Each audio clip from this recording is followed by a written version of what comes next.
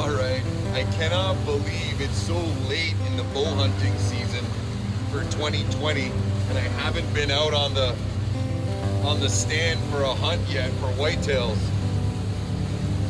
It's November 1st and I'm kind of betting on my luck here because last year, November 1st, we had a monster snowstorm and I got a look at least almost a shot at wide 9, but it didn't happen. It didn't pan out. We have a little bit of snow falling here. I'm a little bit behind the 8 ball in terms of getting to the stand on time, but I'm gonna try and hustle in there real quick and see if we can't get it done on my first legit sit for 2020 archery whitetail. Life offers no guarantees, but the one thing we've learned for sure is that the time we have is indeed precious. The more time we spend with family, friends, and with nature can make the difference between living a good life and living a great one. Join us on our quest to be participants rather than observers, to learn from our mistakes, to share our successes and our failures, as we spend all of the time we have chasing our dreams, fueling our passion, and fueling the fire in the great outdoors.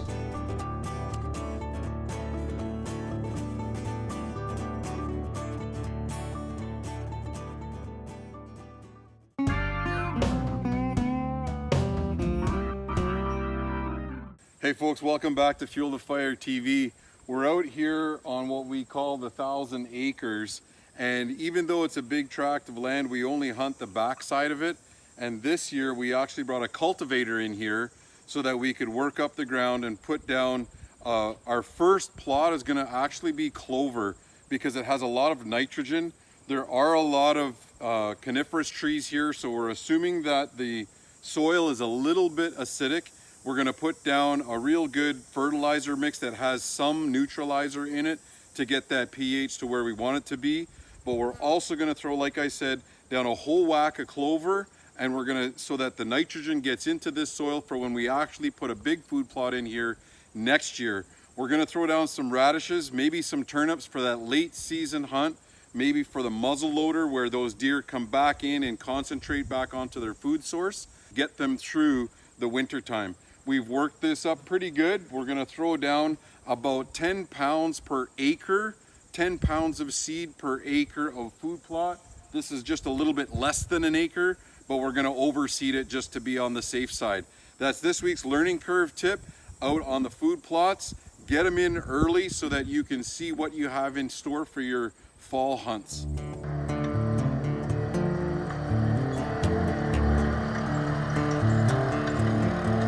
We're just heading out on our first archery whitetail hunt, and I got to make it past some real tough terrain.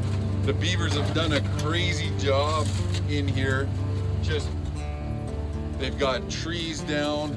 It's insane in here, and the water is super high in one of the most wet falls we've had in recent memory. So we're gonna trudge our way through here and get set up.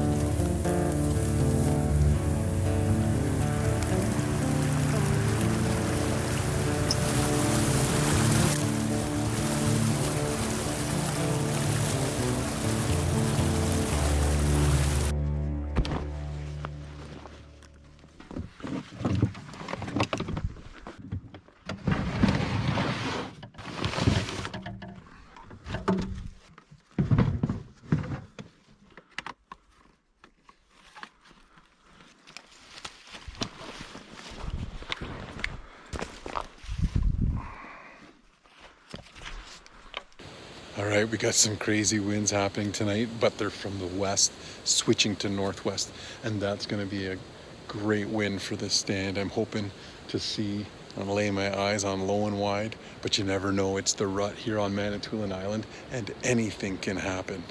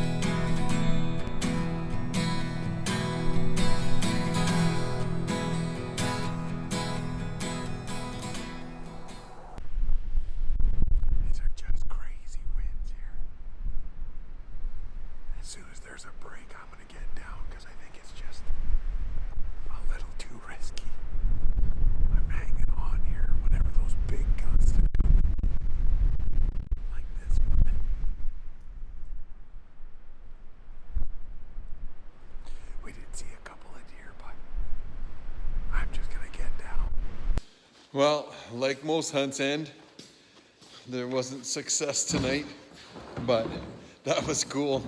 Having that little spiker come in like that and almost climb my stand. I thought I was bear hunting. But anyway, we'll be back at it again tomorrow. Stay tuned, we'll be right back.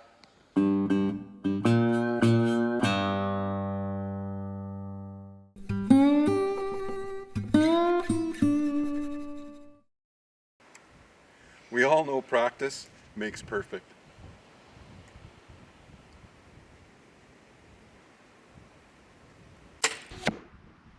Today we're talking about the shooting process and all of those steps, specifically the shot setup, release, and the follow through and reflect. So when we're doing the shot setup release, that's actually when I'm at full draw, my elbow is moving toward the center of my back. And that movement, that slight movement of my elbow coming back actually pulls my finger onto the trigger and it actually releases the arrow.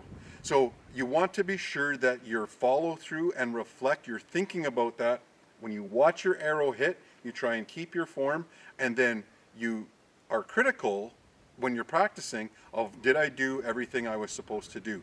Because we also know that when you're shooting at a live target, that notion of all of those variables that could go wrong, a lot of them are out of your control. You've got, maybe the deer is moving, maybe it's changing distances and you're trying to calculate that yardage, maybe the angle is slightly off, maybe there's a little bit of a crosswind, and you have to try and make sure that your shooting process is so tight in practice that you mitigate those risks of missing in the field. Next up, we've got Cody and Kaylee. Now you know them as the West Enders.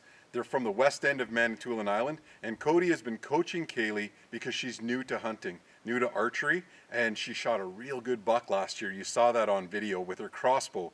They're at it again. They've got some target bucks on their hit list. Let's go check out one of their hunts.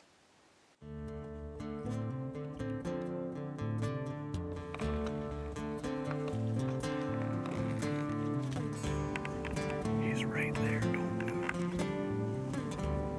I can see him moving through the trees. Just don't get too excited yet.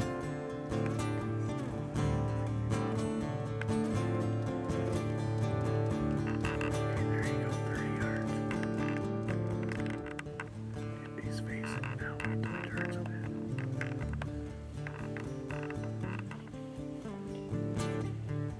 Shoot him right, go right in the shoulder there if you want.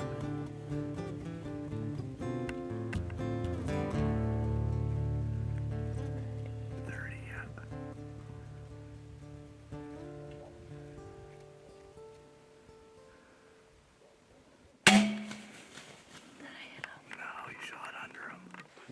Oh, that was just a heartbreak. But you know what? It's bow hunting. And you guys know just as much as I do that when you're bow hunting, it's not a matter of if, but a matter of when. You are going to miss. And unfortunately, you know, for Kaylee, that was such a great deer, but it was a clean miss. And I would rather have a clean miss than a wounded animal any day of the week. You can always get back out in the field and go after another target buck. And that's exactly what Cody does, because he has his eyes on a monster.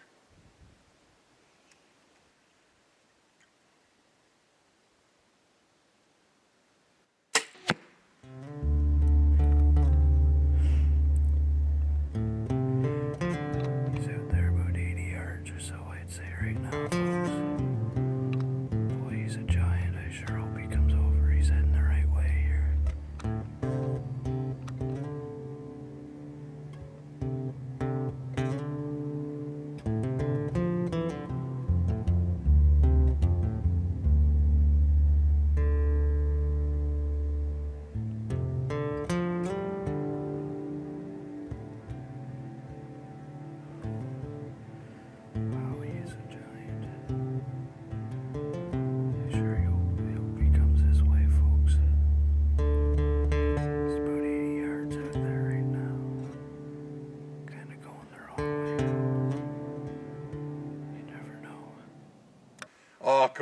That's a heartbreak for sure, because that deer is a giant. And for Manitoulin, he'd probably make 160, which is a mega giant for our area.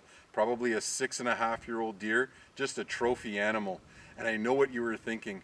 Cody goes right through rifle season, sees a target, one of his target bucks, a shooter in my book, especially on day one of Manitoulin rifle season, and he lets it walk in the hopes, just hoping for the next 7 days that he's going to get one more chance at that great big buck. It didn't present itself, but that's okay. Hopefully he made it through the winter, and you'll get a shot at him next year. Stay tuned, folks. We'll be right back.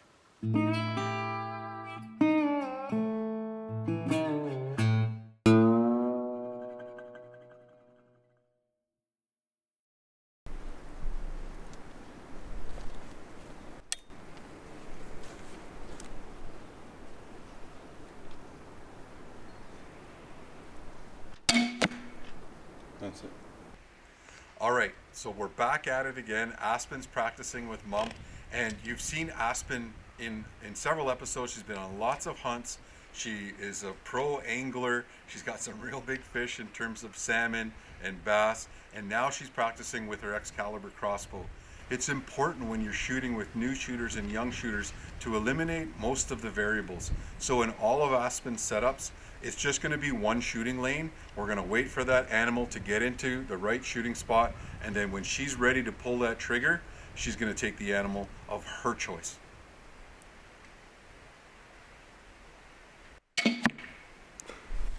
All right, so Aspen and I are in the tree stand. It's the middle of October, and she's trying for her first deer with the crossbow, the Excalibur. Now she's been practicing this summer and all fall, and she's a pretty good little shot, but it's way different when you have a target in front of you that's not the block. But I'm pretty confident in her shot. We're just having a discussion about what deer would you be happy to shoot for your first deer.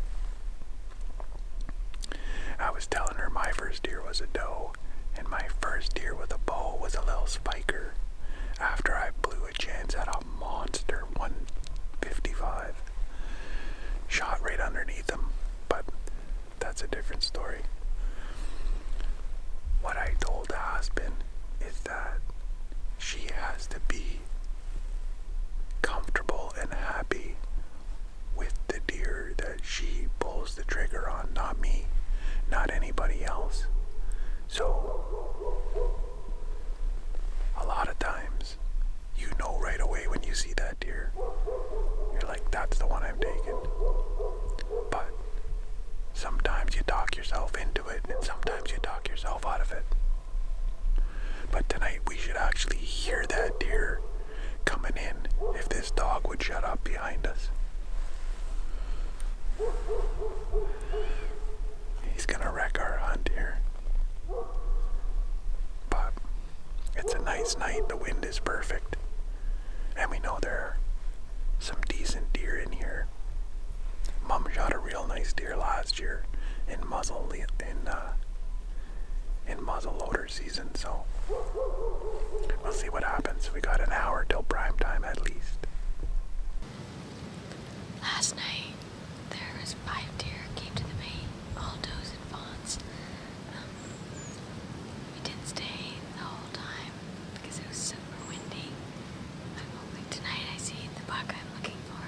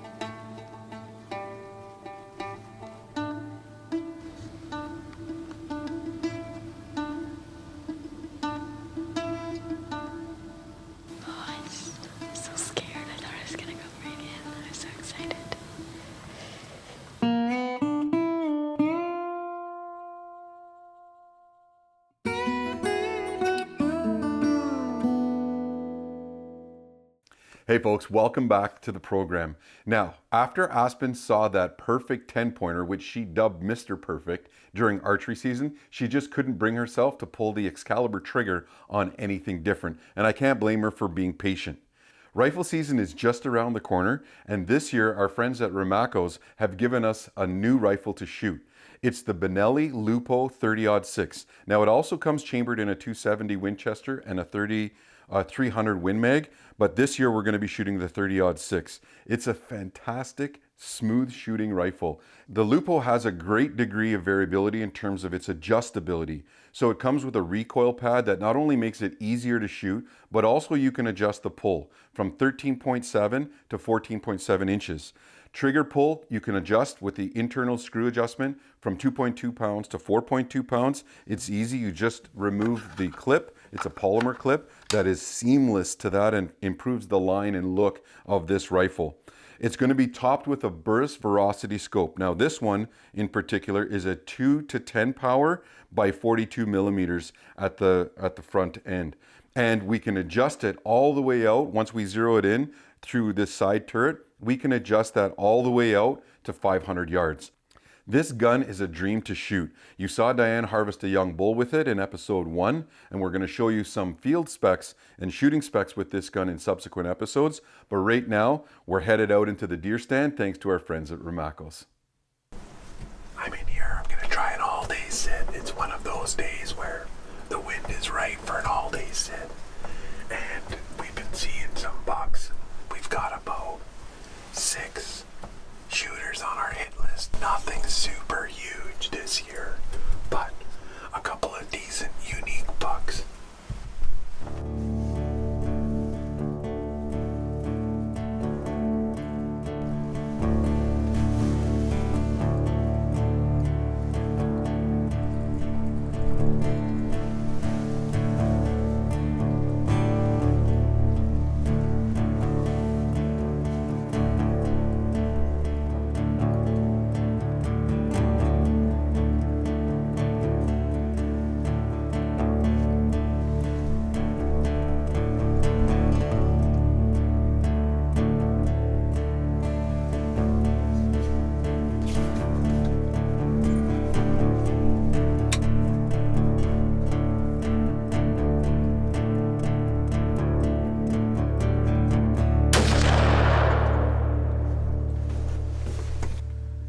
I was just counting down the seconds for that.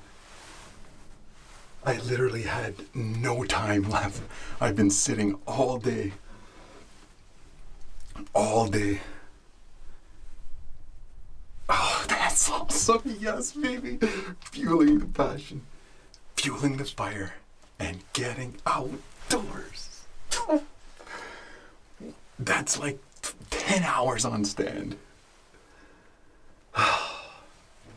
I'm gonna go check him real quick.